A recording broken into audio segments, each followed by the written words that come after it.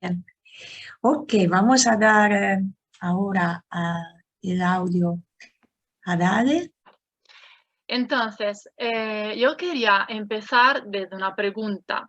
O sea, ¿qué significa ir más allá del ángulo COB cuando tenemos que comunicar con un paciente y sobre todo cuando tenemos que comunicar con un adolescente? Porque, como ha dicho ya antes Mireia, tenemos cambios físicos, hormonales, la familia, el ambiente familiar.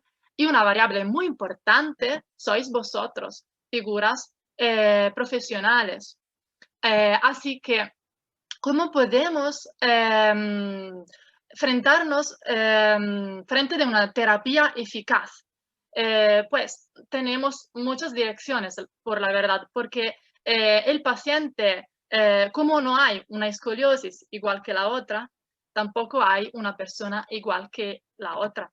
Así que no tenemos una ley universal. Esto tenemos que apuntarlos. Y después, ¿cómo podemos hacer así que la terapia pueda ser eficaz? Como ya he dicho antes, hay muchas variables, pero un término que me gusta mucho que se utiliza en psicología es lo de alianza terapéutica. Significa que podemos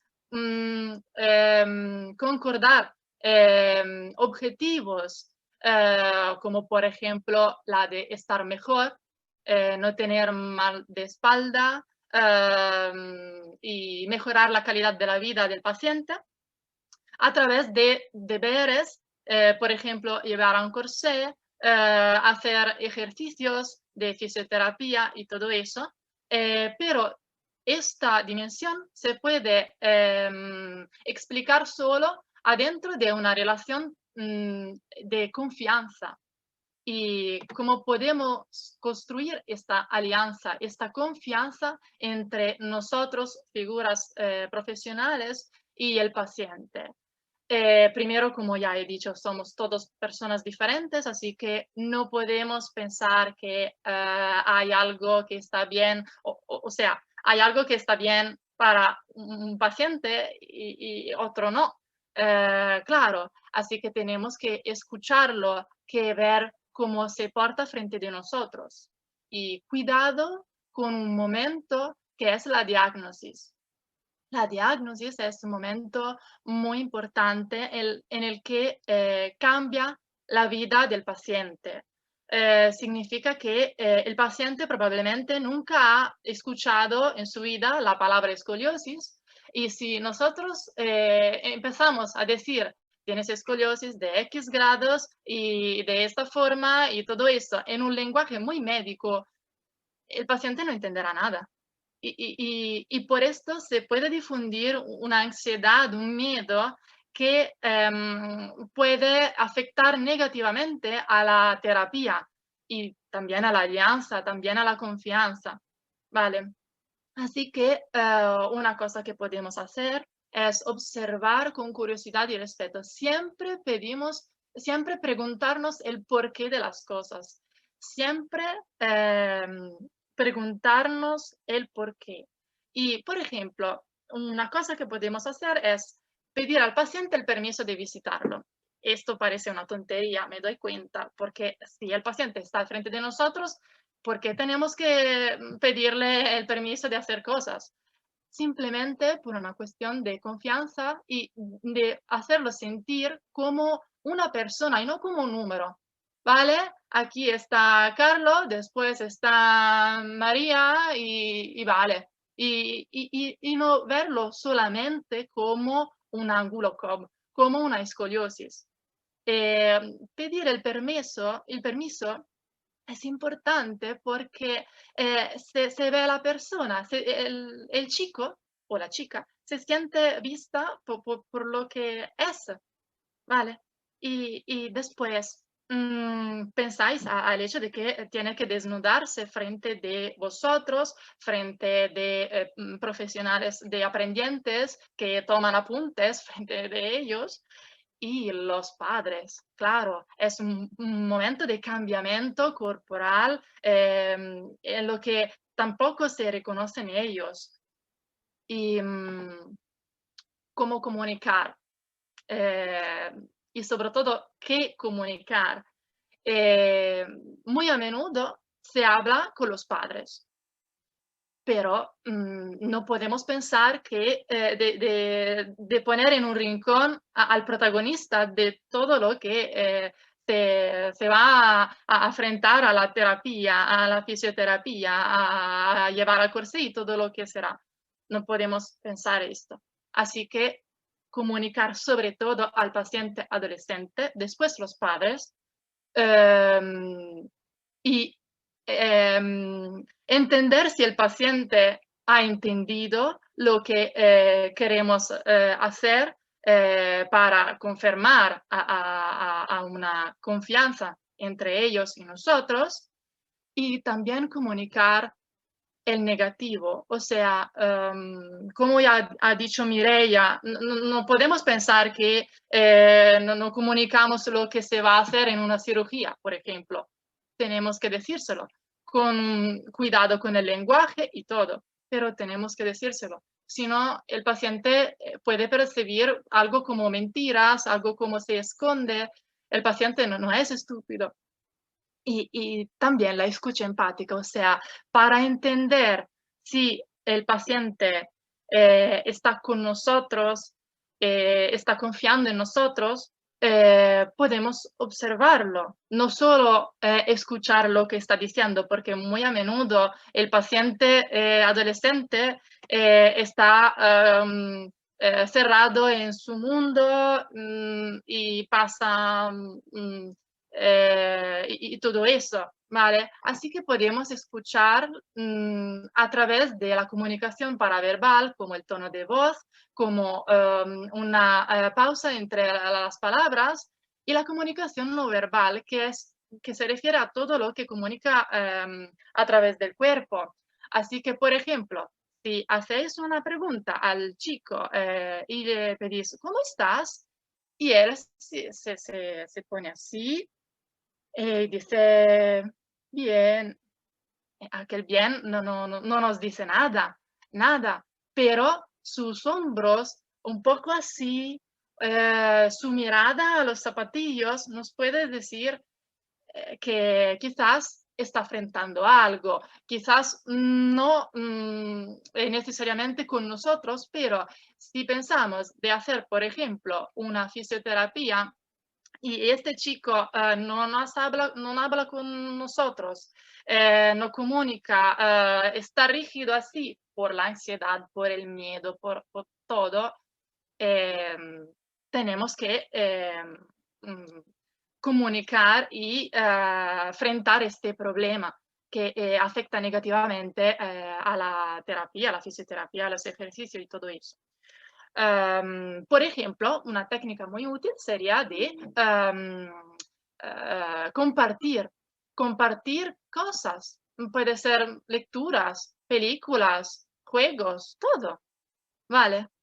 Y por último, ya he hablado de eso, que tengo escoliosis, y también he entrevistado a una otra chica en la que tuve escoliosis y ella fue operada 2 veces y compartimos experiencias, y otras experiencias, a lo contrario, fueron totalmente diferentes, con implicaciones por el futuro totalmente diferentes. Así que hay aquí un conejillo de indias, porque las dos nos sentimos durante de las visitas como conejillo de indias. O sea, ahora muévete así, ahora hace esto, y nada más. No nos comunicaban los médicos con nosotros, nunca. Y nunca nos pidieron el permiso de visitarnos, siempre como un poco como un número. Paciente X, nada más. Y después el hecho de que ningún médico habló con nosotros. O sea, hablaban con nuestros padres de lenguaje muy médico, así que tampoco nuestros padres entendían lo que estaba pasando, y nadie habló con nosotros para decir, entonces tienes escoliosis, es esto, esto, esto, puedes hacer esto, esto, esto, esto no lo puedes hacer y todo eso. Y al final, la experiencia con la fisioterapia. Mi experiencia con la fisioterapia fue muy, muy negativa. Y tiene implicaciones también hoy. Empecé a hablar de escoliosis con Elisabetta, así que hace un año, nada más. Vale, y esto ¿por qué? Porque, por ejemplo, entre los fisioterapeutas que tuve, había una fisioterapeuta que me ponía las manos aquí en el pecho y controlaba mi respiración.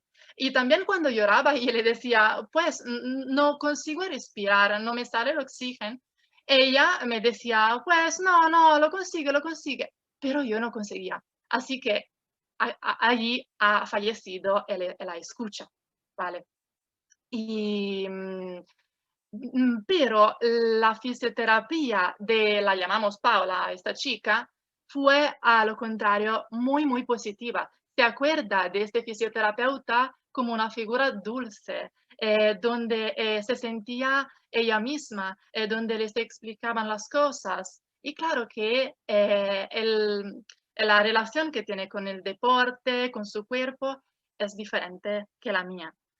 Y, y así que como último quiero deciros que si no hay comunicación puede ser algo negativo, pero si hay comunicación, si conseguís hacer una alianza terapéutica, una confianza, una relación con el paciente, podéis hacer una variable positiva muy importante de cambiamiento por el paciente.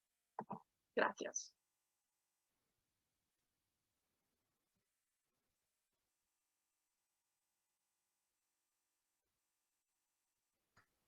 Muy bien, muchísimas gracias, Ale. Muy claro el mensaje que envías y también tu experiencia. Qué bien. Y hay algunas preguntas ahora para, a veces quizá el tiempo de las preguntas es un poco corto respecto a todo lo que estamos no sé, necesitáis digerir un poco estas comunicaciones o si ya tenéis preguntas, hay ahora este espacio o podemos también, tenemos al final también eh, tiempo. Tenemos aquí el comentario de Karina que dice que importante es la contención del cirujano de columna con el paciente, que eso es una afirmación, ¿no? Que Karina quiere decir que sí, es importante que el cirujano tenga estas habilidades, ¿no? Estamos hablando de habilidades humanas, aparte que técnicas que son súper importantes clarísimamente también, ¿no? Sí, si alguien quiere decir algo o está bien así, seguimos, pues tenemos un poquito de retraso, pero no quiero tampoco presar con el programa. Yo la dificultad que veo, bueno, es que tenemos que tener como, bueno, por lo de Mireia, por lo de la cirugía primero, Sí. me queda, la dificultad que veo es el comprenderle el proceso quirúrgico para poder apoyar ahí, porque a veces la transición del tratamiento conservador al quirúrgico, si ya tenemos problemas de comunicación a nivel privado, cuando trabajamos en clínicas pequeñas con los médicos, ya en tratamiento conservador, ya lo otro se me hace totalmente abismal. Entonces, cuesta acompañar. Normalmente el paciente se va, desaparece. Por mi experiencia, durante muchos años, es un poco como una sensación de fracaso. O sea, lo veo un privilegio llegar a ese momento en el que si hay que estar, poder estar. Y bueno, quizás también es una cuestión de formación personal, ¿no? De que hay que prepararse por si acaso llega el momento, no sé. Lo veo muy chulo y difícil. Nada, ya está, es esto. Sí, la verdad que es un desafío y en mi caso creo que he tenido una gran suerte de que la familia al final pues han seguido ahí, siguen ahí y y al final eres una parte del tratamiento importante, aunque sea una chica, o sea, una escoliosis que haya que operar, que ya pasa como al tratamiento quirúrgico, ya el equipo de cirujanos, pero sí veo esencial seguir trabajando la parte física como súper esencial la parte emocional. Entonces es verdad que claro, que como decía Alessandra también, cada chica, cada caso, cada escoliosis, cada familia es un mundo. Entonces quizá la parte, el trabajo en el hospital público es mucho más difícil y en el privado un poco tener también suerte no sé, sí, que la familia confíe también, esa confianza no es fácil, no es fácil. Sí, yo lo que quiero decir es que me gustó mucho la presentación que presentaron y me sentí identificada con mi caso. Por ejemplo, yo pasé 2 cirugías de columna, una a los 15 años y una a los 19, y fue de diferente manera. La primera experiencia que tuve no tuve mucha contención de los médicos, de los cirujanos, y eso fue que después me di cuenta que me terminó afectando emocionalmente, porque los médicos eran muy rígidos, yo le preguntaba después de la cirugía algunas cosas que tenía duda de lo que me habían hecho y no me contestaban, me hablaban de mala manera, y eso a mí me hacía sentir mal. Y eso después con el tiempo me di cuenta que me terminó afectando emocionalmente, que después tuve que hacer terapia. Y después en la segunda cirugía me pasó que fue totalmente diferente. Al ser más grande, al estar más preparada también emocionalmente, a tener más herramientas, me di cuenta que también tuve mucho apoyo del cirujano también de columna. Y la forma que él también me contenía, él me sacaba las dudas. Y eso me di cuenta que me dio confianza y como que me empezó a relajarme en lo que es la recuperación. Y qué importante eso es lo que hablan ustedes, porque además somos personas y no somos, más allá de que somos pacientes, no solamente somos pacientes, sino somos personas que tenemos emociones y que hay palabras que nos afectan emocionalmente, que hay que tener mucho cuidado con lo que uno dice también y con el lenguaje verbal que uno transmite hacia los pacientes. Y cómo una palabra de un profesional puede doler tanto a un paciente. Porque a mí me ha pasado que, por experiencia propia, que la médica que me operó en la primera cirugía, que era cirujana mujer, la doctora me dijo algo que a mí me había dolido mucho, que no me creía lo que me pasaba con el dolor, y así me aguanté muchos años sin saber por qué, y después estudiando psicología, haciendo terapia, todo, fue que se dieron cuenta que los tornillos me pinchaban y me agujeraban la piel. Mi cuerpo había rechazado la prótesis. Y así aguanté muchos años sin saber el por qué. Y gracias a que encontré un buen cirujano especialista de columna, que cambié de médico, hicieron un ateneo donde discutieron mi caso, me pudieron sacar toda la prótesis. Y gracias a eso estoy muy bien.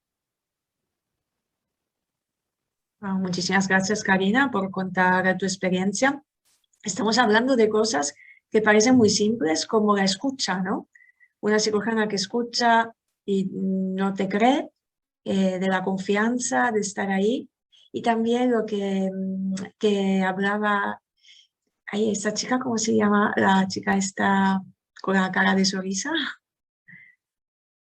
No me acuerdo. Cristina. Cristina, perdona, Cristina, es que se me ha olvidado cuando lo dijiste. Creo que tiene mucho que ver por ahí, ¿no? Lo que tú también estás contando. O sea, todo esto tiene que ver mucho con la construcción de la confianza. La confianza no es algo que porque el paciente entra a la consulta ya tenemos, es algo que poquito a poquito, como una amistad, se construye con el tiempo, que tenemos que dedicar tiempo. Y son pequeños gestos a veces, un poco lo que dice Ale, ¿no? Saber un poco el mundo de nuestro paciente. Hay una estudiante del curso que dice, abro el caso del paciente, ¿no?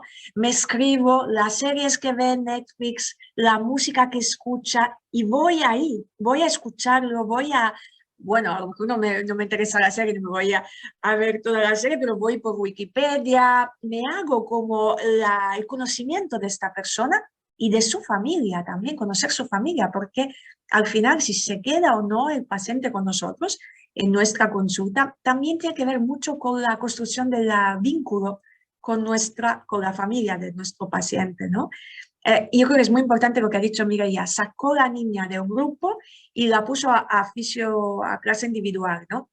Que está diciendo con eso, que dio importancia a la relación que ella tenía con las otras niñas, pero que en este momento ya no le servía más porque ella era una paciente que iba a tener otro tipo de tratamiento, y entonces dio importancia al vínculo con el fisio, un vínculo individual, ¿no? Se hace súper fuerte porque ella necesita en este momento de confiar en sí misma y de alguien que confía en eso. Entonces estamos hablando todo el tiempo de habilidades que a lo mejor humanamente tenemos. Hay alguien que ya tiene predisposiciones, ¿no? A nivel humano, y otras habilidades que tenemos que desarrollar y que nos van a servir en nuestra vida también, ¿no?